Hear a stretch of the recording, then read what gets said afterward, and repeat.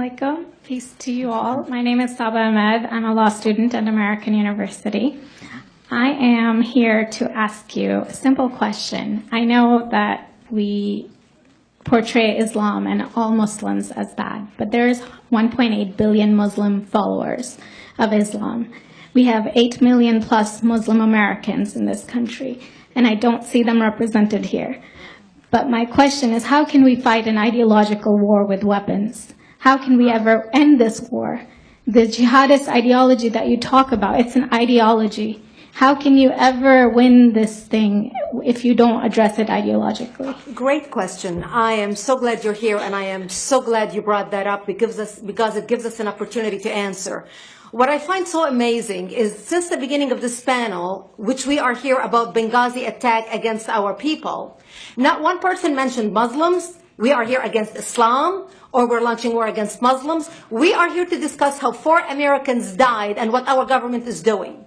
We were not here to bash Muslims. You were the one who brought up the issue about most Muslims, not us. And since you brought it up, allow me to elaborate with my answer. There are 1.2 billion Muslims in the world today. Of course, not all of them are radicals. The majority of them are peaceful people. The radicals are estimated to be between 15 to 25%, according to all intelligence services around the world. That leaves 75% of them peaceful people.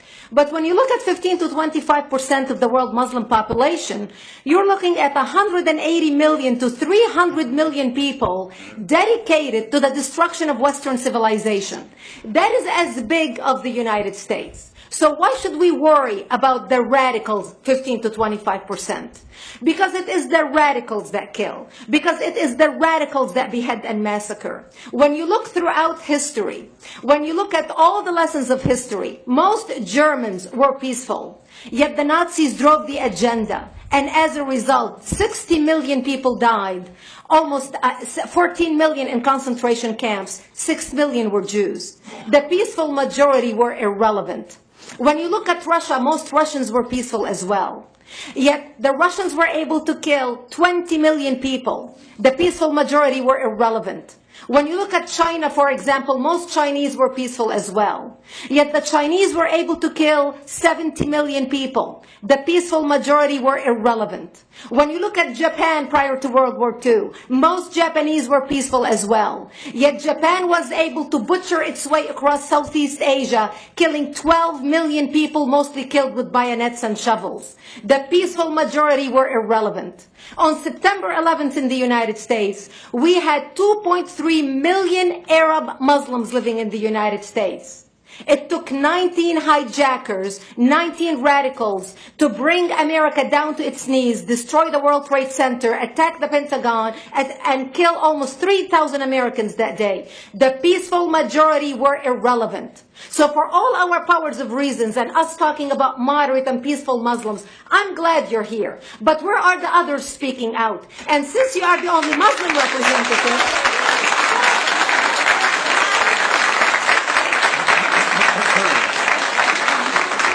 applause till the end.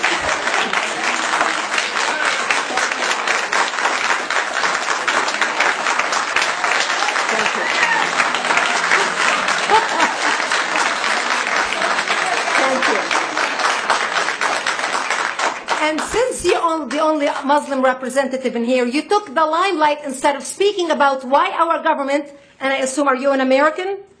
You're an American citizen. So as an American citizen, you sat in this room and instead of standing up and saying a question or asking something about our 4 Americans that died and what our government is doing to correct the problem, you stood there to make a point about peaceful, moderate Muslims. I wish you brought 10 with you to question about how we can hold our government responsible. It is time we take political correctness and throw it in the garbage where it belongs and start calling it fair.